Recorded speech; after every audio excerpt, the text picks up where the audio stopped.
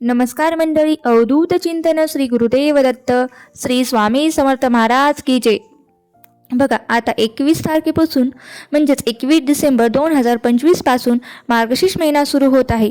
मार्गशीर्ष महिना म्हटलं की अतिशय पवित्र असा महिना आहे. अर्थातच प्रत्येक दिवस जर आपण सेवा केली तर मार्गशीर्ष महिना हा अतिशय पवित्र मानला जातो. पण मार्गशीर्ष महिन्याला विशेष महत्त्व आहे. या महिन्यामध्ये विविध असे सण येत असतात.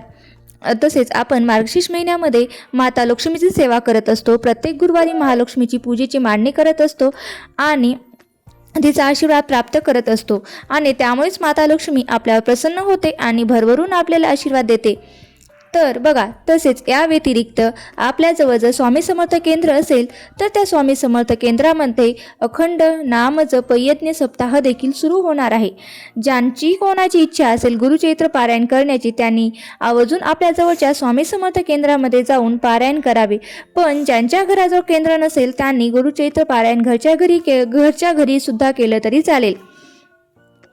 तर आपल्या कुटुंबासाठी खूप फलदायी आहे. या व्यतिरिक्त गुरुचरित्र पारायण करणे शक्य होणार नाही त्यांना जर काही अडचण असेल किंवा काही अडचणीमुळे किंवा वैयक्तिक कारणामुळे ज्यांना गुरुचरित्र पारायण केंद्रामध्ये जाऊन करणं शक्य नाही त्यांनी केंद्रामध्ये जाऊन प्रहराची सेवा देखील करू शकतात. त्यामुळे काय होतं तर जेवढं आपल्याला गुरुचरित्र पारायणामुळे फळ मिळतं तेवढंच आपण प्रहराची सेवा केल्यामुळे सुद्धा आपल्याला तेवढंच फळ मिळत असते. त्यासोबतच तुम्ही स्वामी चैत्र पारायण, नवनाथ पारायण, दुर्गा सप्तशतीचे पारायण, होम हवन यज्ञ सगळं काही तुम्ही या दिवसामध्ये करू शकता. त्यामुळे काय होतं तर जवळच्या केंद्रामध्ये जाऊन याचा लाभ आवर्जून घ्या. यानंतर 4 तारखेला जी येत आहे ती म्हणजे दत्त जयंती. दत्त जयंती आपल्यासाठी जणू काही अलौकिक क्षण आहे. त्यामुळे दत्त जयंतीसाठी देखील अनेक काही सेवा सुरू केलेली आहेत. तर त्या सेवा देखील आपल्याला आवर्जून करायच्या आहेत. त्याविषयी मी व्यवस्थित असा त्यासंबंधीचे सगळे व्हिडिओ मी आपल्या चॅनलवर अपलोड केलेले आहेत. ते देखील तुम्ही बघू शकतात.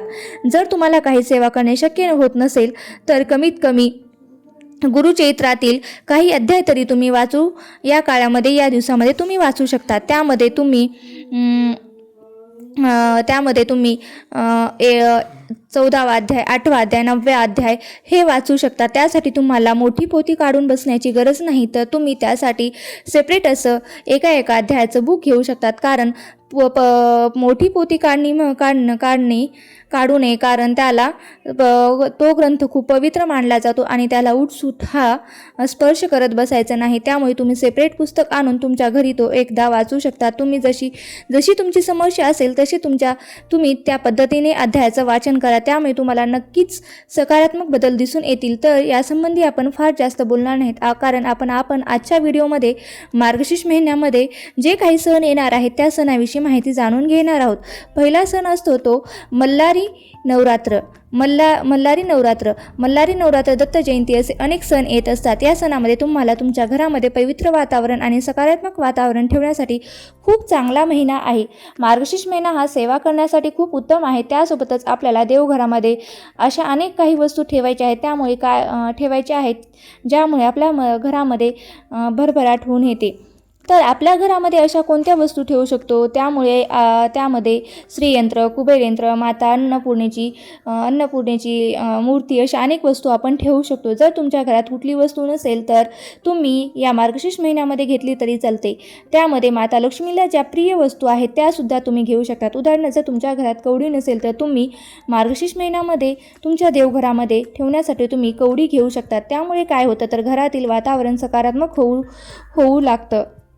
तसेच तुम्ही कासव पण ठेवू शकता. जर तुमच्या देवघरात कासव नसेल तर तुम्ही तो देखील मार्गशीर्ष महिन्यात खरेदी करू शकतात आणि तुम्ही तुमच्या देवघरात ठेवू शकतात. आता ह्या वस्तू सांगितल्या आहेत त्या मार्गशीर्ष महिन्यात कधीही तुम्ही तुमच्या देवघरात ठेवू शकतात.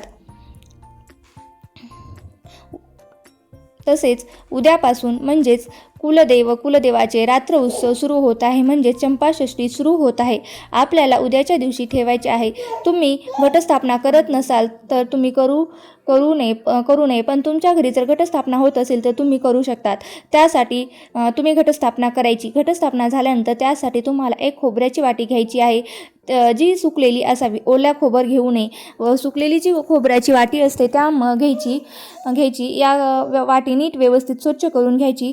त्याला तडा गेलेली वगैरे किंवा तुटलेली फुटलेली खोबऱ्याची वाटी घ्यायची नाही. त्यामध्ये आपल्याला भंडारा भरून घ्यायचा आहे. भंडारा म्हणजे काय, जो आपण जेजुरीला गेलेला असतो तो जेजुरीचा भंडारा आपल्याला त्या खोबऱ्याच्या वाटीमध्ये भरून ठेवायचा आहे. पण जर हा भंडारा आपल्या घरामध्ये नसेल तर आपल्या घरात जी खायची हळद असते ती घ्यायची, पण मसाला डब्यातली घ्यायची नाही, कारण त्यात सगळे बाकीचे मसाले असतात जे पडलेले असतात. त्यामुळे अशी खरकटी हळद आपल्याला घ्यायची नाही. स्वच्छ नवीन हळद घ्यायची. म्हणजेच काय तर नवीन पॅकेट विकत आणून ती हळद तुम्ही त्या वाटीमध्ये भरून ती घेऊ शकतात.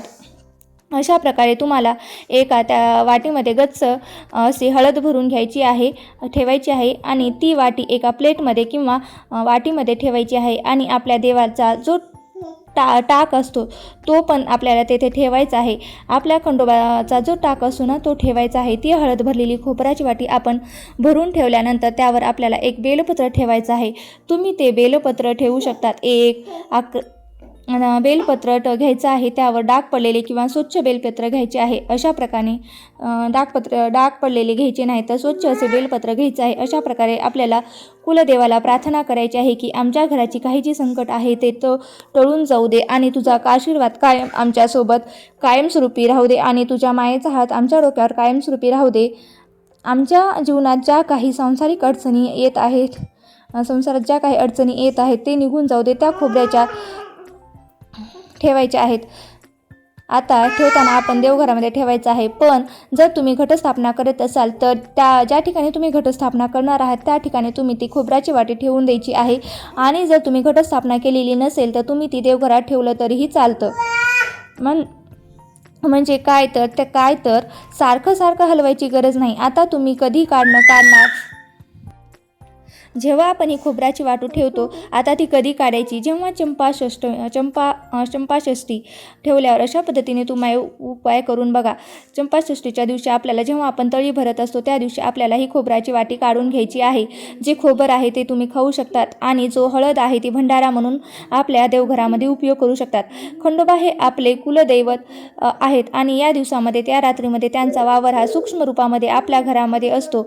या दिवसामध्ये सूक्ष्म लहरी असतात. त्यामुळे ही त्यांची आवडतीची हळद सेवा आवर्जून करा. कारण आपल्याला गुरुमाऊली नेहमी म्हणत असतात की जो खंडोबाची सेवा करतो त्याच्या आयुष्याचा हा खेळ खंडोबा कधीच होत नसतो. जो खंडोबाची सेवा करत नाही, अशी म्हण आहे की जो खंडोबाची सेवा करत नाही त्याच्या आयुष्याचा खेळ खंडोबा झाला म्हणून समजा. म्हणून आपल्याला खंडोबा महाराजांची सेवा ही करायची आहे. आता या हळदीचा आणि खोबऱ्याचं काय करायचं तर आपल्याला चंपाषष्ठीपर्यंत हे असेच ठेवायचं आहे. चंपाषष्ठीच्या दिवशी आपण प्रत्येकजण तळी भरत असतो. आता तळी भरत असताना आपल्याला ही खोबऱ्याची वाटी काढून घ्यायची आहे. ती जी हळद आहे ते तळी भरत असताना ती काढून घ्यायची. जी हळद आहे ती काय करायचं डबेमध्ये भरून ठेवायची. कारण भंडारा म्हटलं की हळद म्हटलं जातं. देवघरामध्ये कायम लागत असते. आपण ती हळद वापरू शकतो. त्यातील हळद दररोज आपल्या कपाळी लावली तर घरातील प्रत्येक सदस्यांनी, लहान मुलापासून ते मोठ्यापर्यंत महिलांनी देखील आपल्या कपाळाला लावली तर खंडोबा महाराजांचा आशीर्वाद आपल्या पाठीवर नेहमीच असतो आणि आपल्यातील जी नकारात्मकता आहे ती सुद्धा म्हणजे नकारात्मकता दूर होते किंवा नकारात्मकता थोडीसुद्धा आपल्याला स्पर्श करणार नाही. अशा प्रकारे त्या हळदीचा वापर करायचा आहे. आणि जे खोबर आहे ते आपण प्रसाद म्हणून सुद्धा खाऊ शकतो आणि ते जे बेलपत्र आहे ते तुम्ही निर्मल्यामध्ये टाकू शकतात. आता या ठिकाणी ज्यांच्या घरामध्ये देवाचे टाक नाहीत, आता बऱ्याचदा असं होतं की आईवडील गावाकडे असतात तर मग आपलं नोकरीनिमित्त शहरी किंवा दुसरीकडे राहायला गेलेलं असतं. मग आपल्याकडे टाक नसेल तर आता काय करायचं, आपण काय करायचं तर समजा तुम्ही भले तुमच्याकडे टाक नसेल तर तुम्ही फक्त खंडोबा महाराजाचा टाक नसेल तर तुमच्या घरी ज्या खंडोबांच्या नावाने तुम्ही तुमच्या जिथे राहता तिथे उपाय हा करू शकता. कोणतं उपाय आहे ते आपण जाणून घेऊया.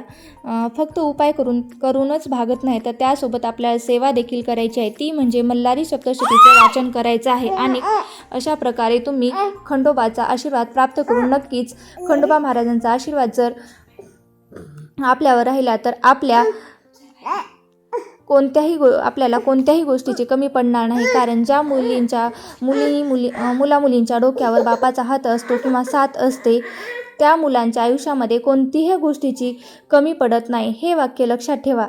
तर ही माहिती कशी वाटली, हा माहितीपूर्ण व्हिडिओ जर आवडला असेल तर व्हिडिओला नक्की लाईक करा, शेअर करा आणि चॅनलवरती नवीन असाल तर सबस्क्राईब करायला विसरू नका. आणि व्हिडिओ जर आवडला असेल तर नक्की लाईक करा आणि व्हिडिओ शेवटपर्यंत पाहिल्याबद्दल अगदी मनापासून तुमची मी खूप खूप आभारी आहे. धन्यवाद. श्री स्वामी समर्थ. जय जय स्वामी समर्थ. अवधूत चिंतन. श्री गुरुदेव दत्त. श्री स्वामी समर्थ महाराज की जय.